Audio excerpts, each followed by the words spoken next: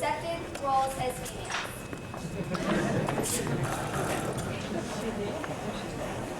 She did right.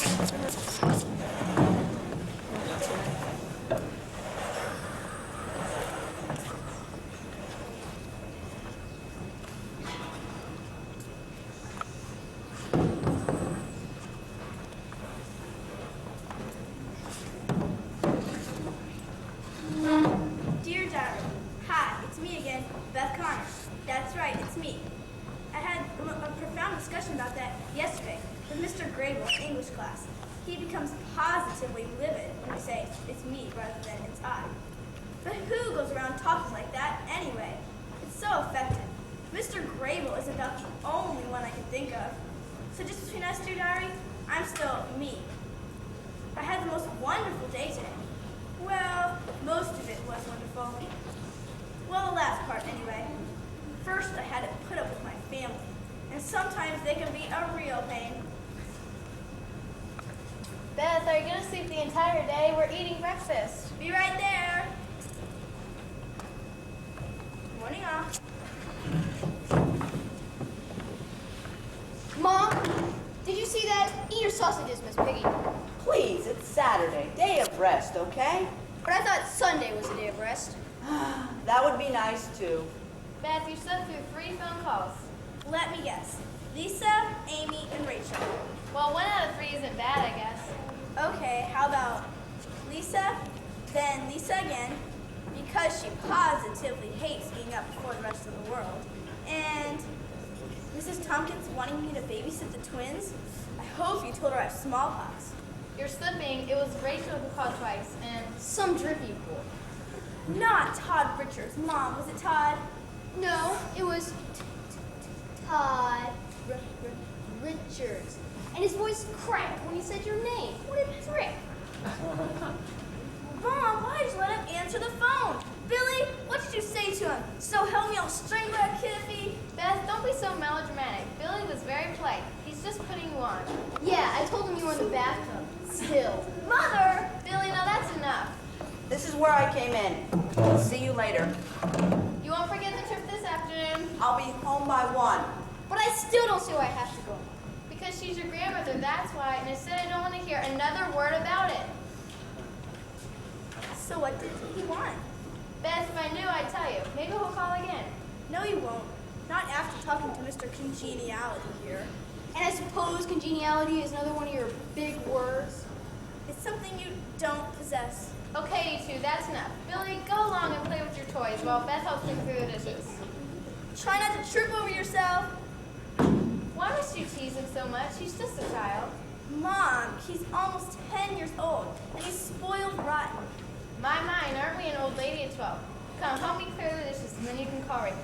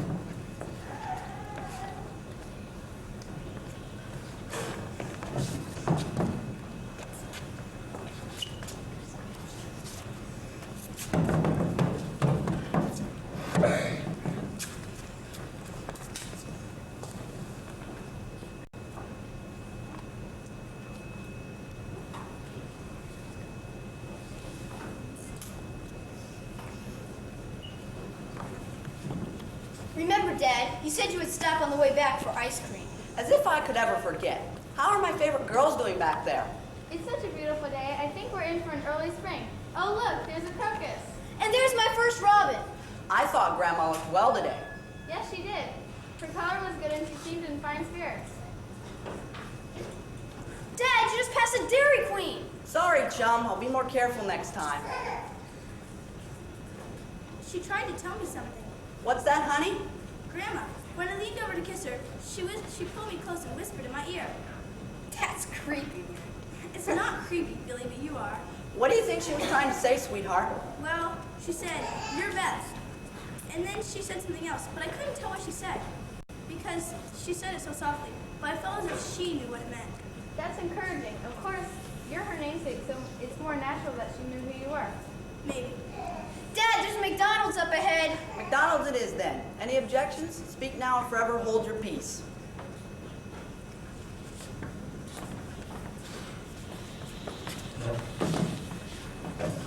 See what I mean? All that kid ever thinks about is himself and his stomach. Besides, I didn't need the extra calories, since Lisa, Amy, Rachel, and I were going to the late matinee. And you know what that means. Popcorn and junk food galore. I can't get my grandma's mind. She had a stroke. I better run about my friends. Lisa's devilish, but she's also the most fun. The monkey is Lisa's influence. And we used to go to the grand balcony and dangle our feet and sometimes our whole bodies over the edge. And then there's Amy. She is my dearest friend in the whole world. We met in kindergarten and took blood oaths, never to part. We can talk for hours about everything and nothing, or just sit and listen to CDs. I don't think we've ever had a fight. And then there's Rachel. She can be overbearing sometimes. She arranges things and people. We always sit exactly where she decides we will. If she has a vested interest in any person at the particular time, she sees to it that the victim sits smack next to her. Of course I told her about Todd's call, so guess where I wound up? So I told her exactly what I thought. Oh, Rachel, you didn't. What'd you say?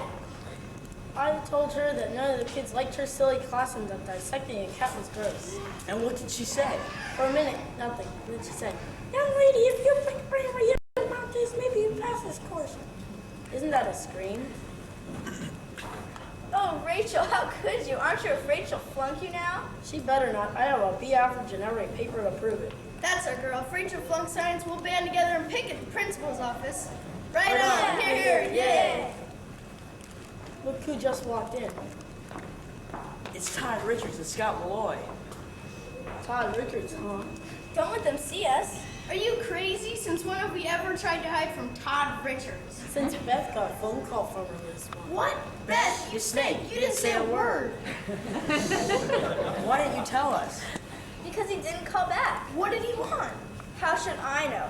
Billy took the call. I say, she should have called him back. Boy, we expect a full report when this one's over. Please, you guys, just shut up and eat your popcorn. Or pretend you're watching the movie.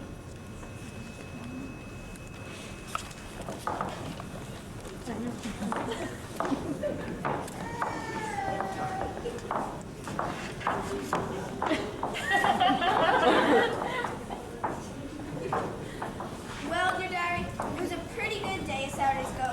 Of course, I still don't know why Todd called, or what he wanted. But I guess I'll find out Monday.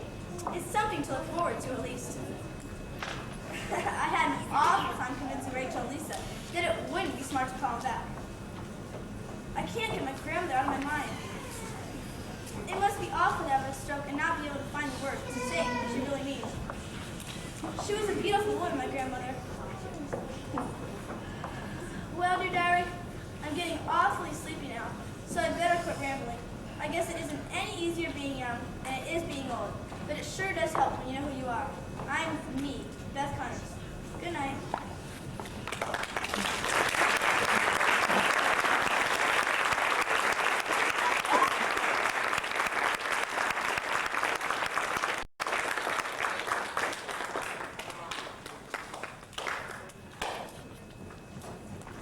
Now, here's another great melodrama, and we are looking forward to audience participation.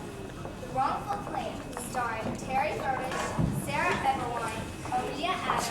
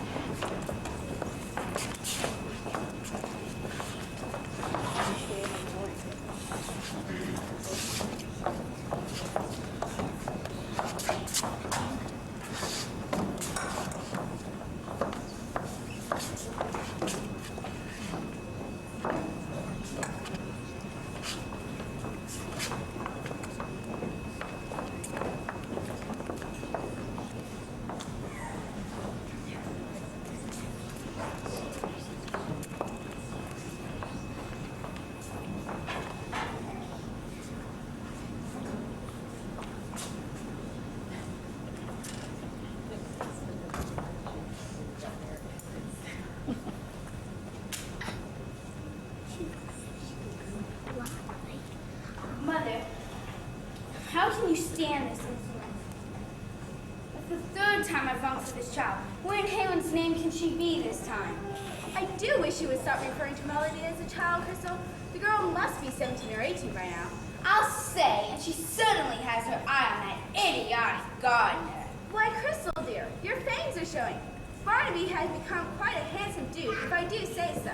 Oh, Mother, how could you be so crude to even imply that I, Crystal Vapors, would give a second thought to a common gardener?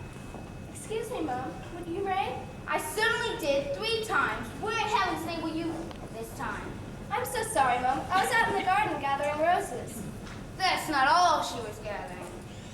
Try to remember from now on, your place is in the kitchen. We have a full-time gardener. Yes, Mom. I will, Mom. Will that be all, Mom? Of course not. Don't you know what time it is? No, Mom. None of the clocks is working. What? That's right. Master Humphrey got angry at this question. Mother, did you hear that your precious son has been on a drunken binge again? Thank you for telling us, Melody. I shall see that Barnaby fixes them. Hold on, child. Mother and I would like our afternoon tea now. What type of household are you running anyways? You've got a maid who doesn't know the meaning of the word, a son intent upon drinking himself to death, and a niece who can't say one word without stumbling over her tongue. And our perfect daughter, of course. No need for sarcasm. I try my best. Which is poor, to say the least. What? I said I'll not have you insult my niece, who incidentally is your cousin. Ha! We don't know much about that, now do we? We do know that my dear departed sister took her in and raised her as her own. She certainly did. But we don't know any more about April May's background than we do about that stupid maid. I wish you could find it in your heart to be more charitable. Ah, yes. And you should know charity begins at home. Why, if I didn't keep you in check, you'd bring along any stray who came along. 8 years ago, Melody came, and you invited her in to stay. May I remind you, Crystal, that while you are my daughter, you are still living under my roof. I understand you need some clocks fixed. What? Oh, yes, Barnaby. Master Humphrey had a little accident last night. Ha! Will you check all the rooms and fix what you can? I can fix them all, Mom. That's for darn sure. Will that be all, Mom? Yes, and you too, Barnaby. Run along now.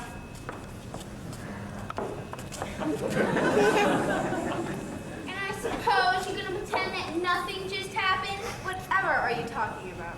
The way those two fawned over each other, it's positively disgusting. Speaking of disgusting, I seem to have a disgusting headache right now. If you'll excuse me, I believe I'll go take a nap.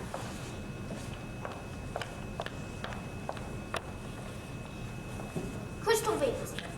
Remember our deal? That's right, we split it 50-50. Get over here now. If only that empty-headed wench knew it. If I hadn't intercepted this letter, then maybe she would know. But I did, and so now she will never find out, because I intend to claim what is rightfully hers. Ha!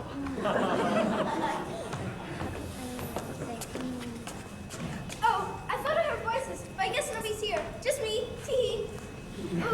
Real velvet. Wouldn't Crystal be mad if she could see me all by myself in this nice room?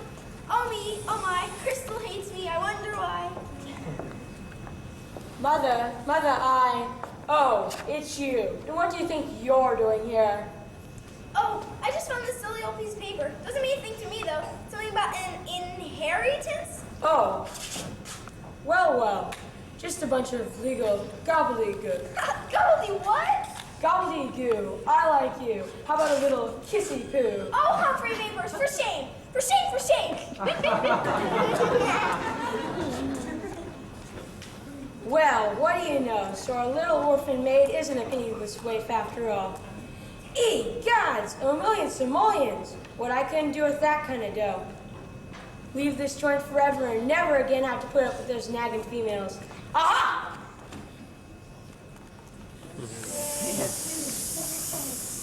Felicity, Humphrey Vapors here. Business, my sweet, strictly business. As an actress, you can make yourself look considerably older than, 30. Okay, 25, silly me. Now, with this job, you'll never have to starve between roles again. No time to talk.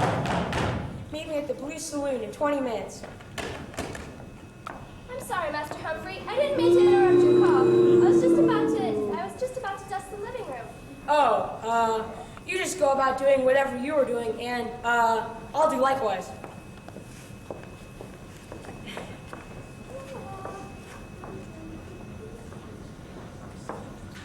What's this? Shame on you, Melody Lark. Snooping. What right have I, a humble maid in this lovely home, to be looking at other people's private mail? Oh, woe is me that I should stoop so low.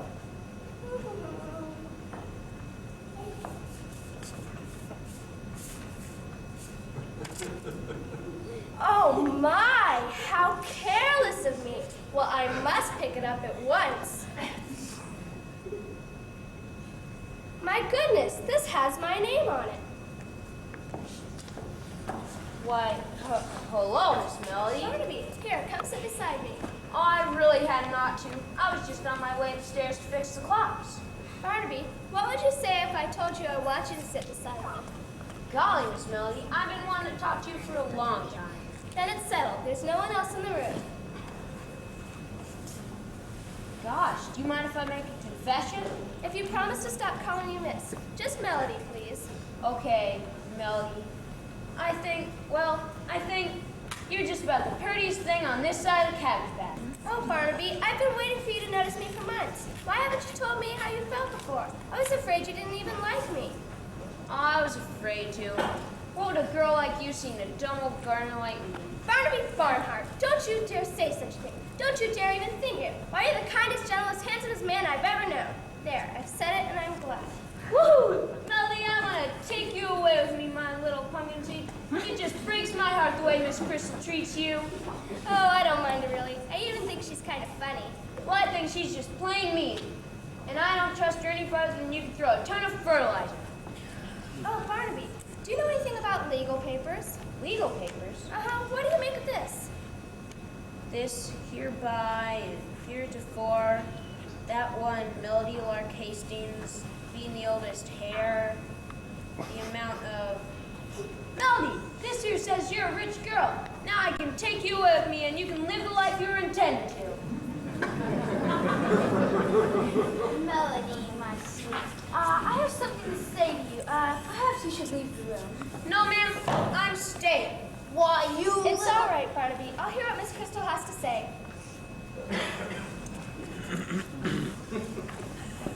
Perhaps you should sit down. This might come to a shock. A pleasant shock.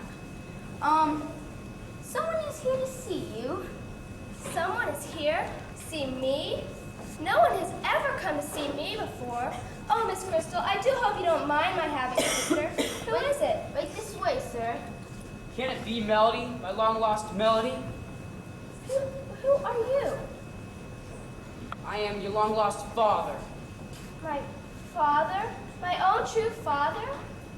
Oh, yes, my precious, it is I, my long-lost darling Dada. What on earth is going on here? Melody here has found her father.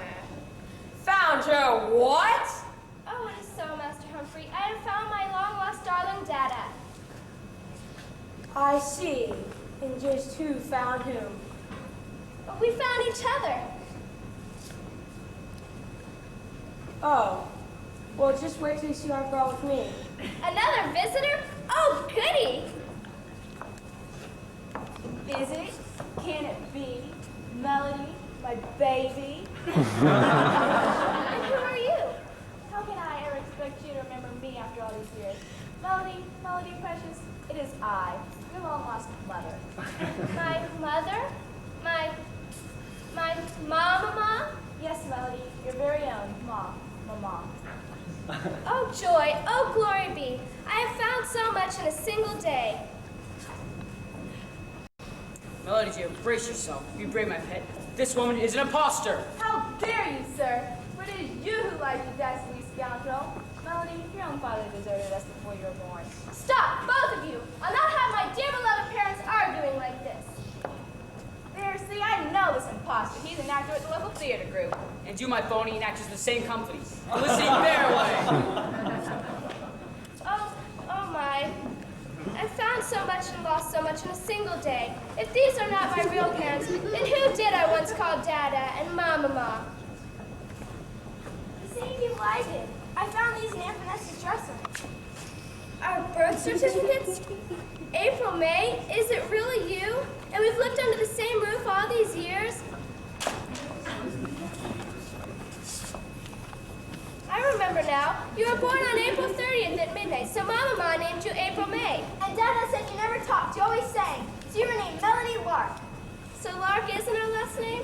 No, the birth certificate say Hastings. Our father was John Hastings. Hastings? Oh, April May, I fear our darling Dada has gone to his great reward, but he has left us with this. That's where I came in. Hold on, you two. Just where do you think you're going?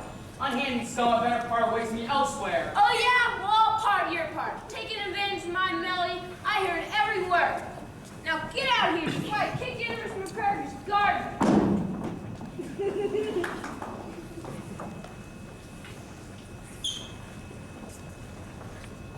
Oh dear, I fear this might happen someday. Melody, April May, your beloved mother died when you were young, and your father, John Hastings, unable to care for you alone, left you in the care of my dear sister. We knew there was another child, but Melody's whereabouts were unknown to us. And then one day you showed up on our doorstep, and I took you in, telling no one. I thought it best to leave the past buried. Do you ever forgive me? Oh my, I feel as if I've missed the first act of a play. Well, stand by for the next act. Melody, my little rutabaga, I give my wheelbarrow if you'd give me your hand. Oh, yes, yes, yes, my dear heart. And now I'd like you to formally April May Hastings.